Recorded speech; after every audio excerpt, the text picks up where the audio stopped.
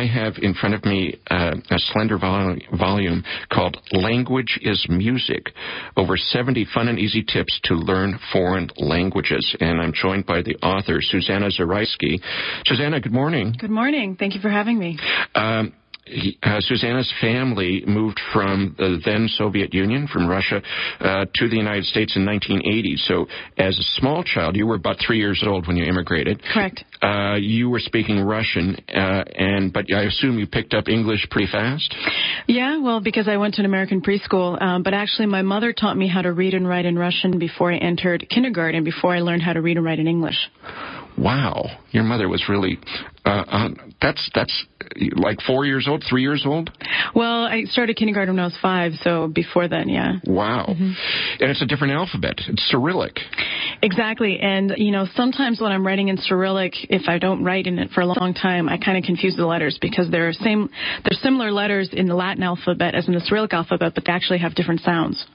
Well, they also have Greek letters, mm-hmm. and I'm remembering the Soviet Union was the CCCP. Yes.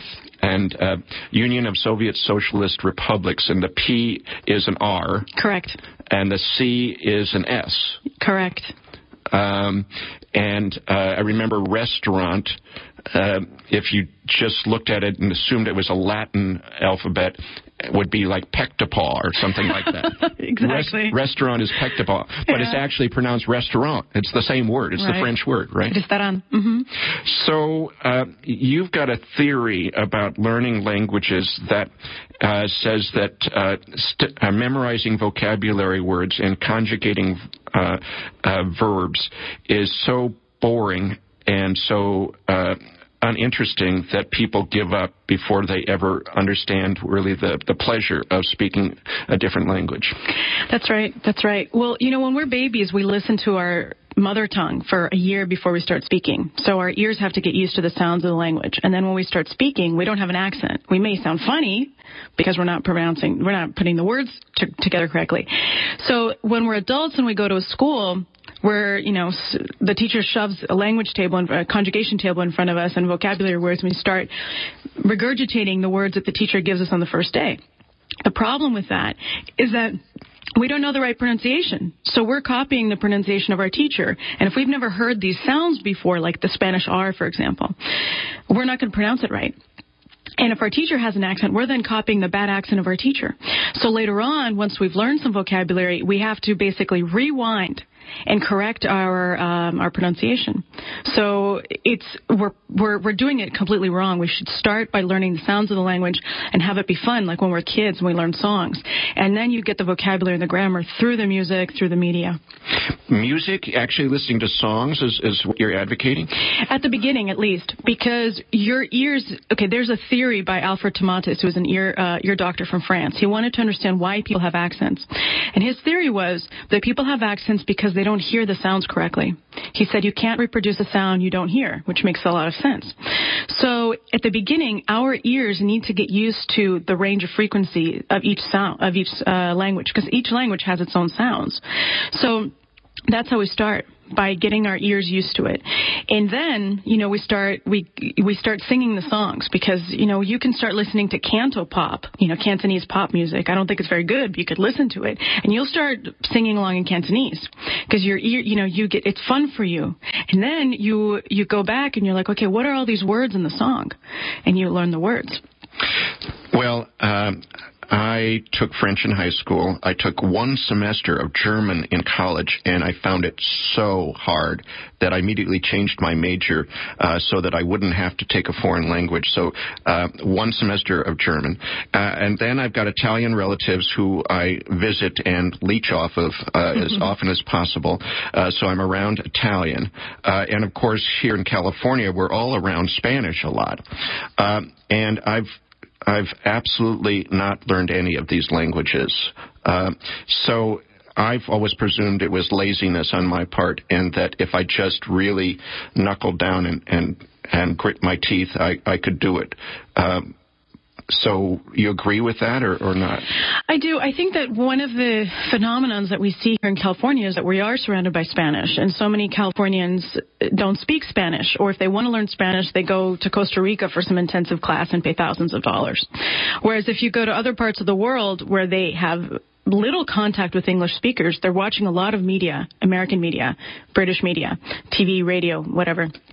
And they're learning words and they're learning a lot of the accent because they're actually paying attention.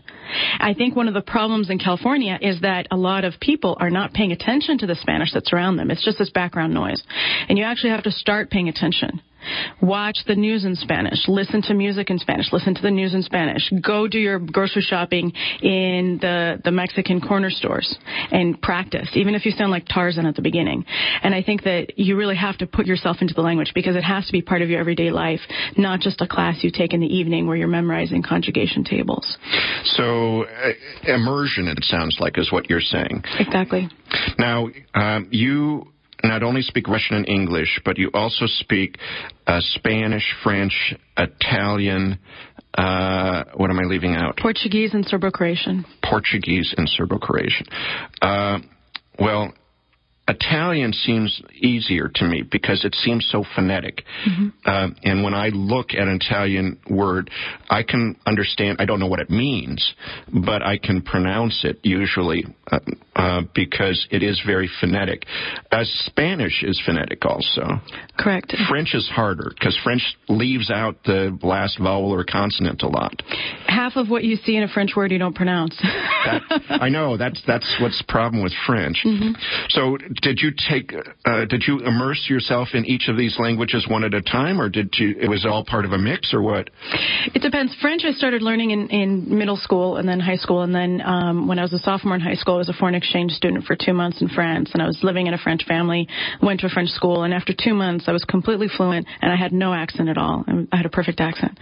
That was when I was 15, so I came, and then there I started taking Spanish, and then when I came back to the States for about a year, I didn't take any Spanish, and then my last year of high school I took Spanish, then Italian. I took 1 semester of grammar here at Berkeley, mm-hmm. and then then one more semester I was taking literature.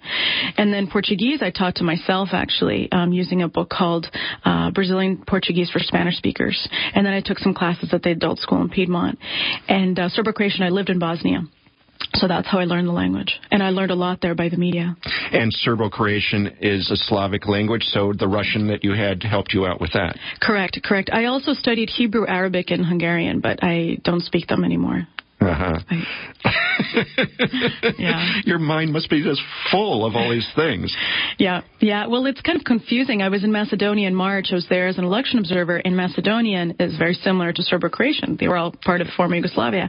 And I hadn't spoken much Serbo-Croatian in about 8 years. And there I was like in this nostalgia because they were speaking to me in Macedonian and I was responding in Serbo-Croatian, and my mind was kind of confused.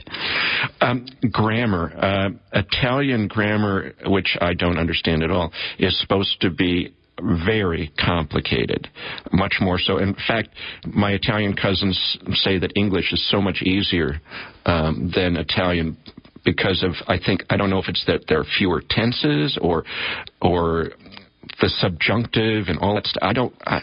When you say subjunctive and my eyes roll, I don't even know what you're talking about. It is a very difficult thing, and actually I'll give you a good example about the subjunctive, and I'll start with Spanish. I learned the subjunctive first in French, and the subjunctive in Spanish is even more complicated. In Portuguese, it's even more complicated. And Italian, I think the subjunctive is more complicated than in French. So when I was learning it in Spanish, one of the ways I remembered one of the conjugations was actually from a song, Bésame mucho. Of course. Bésame, bésame mucho. Como si fuera esta noche la última vez. And what a voice. That's incredible. What a voice. Thank you. So in the song, the person is saying, kiss me as though tonight were the last night, as though tonight were. That's the subjunctive. So it expresses doubt. It expresses doubt. So I remembered, that's how you conjugate the subjunctive in Spanish, because I knew the song Bésame Mucho before I learned the subjunctive. So that's another way that music helps, because music engages more parts of the brain than language does. So if you remember something to a song like the ABCs, or for me, the subjunctive with Bésame Mucho, you're more likely to remember it than if you're memorizing a conjugation table. Well, those conjugation tables were just absolutely it was mind-boggling. I noticed that German was not on your list. No. You don't want to go there. No, I'm so sensitive to sound, and the sounds of German do not leave me wanting to learn it.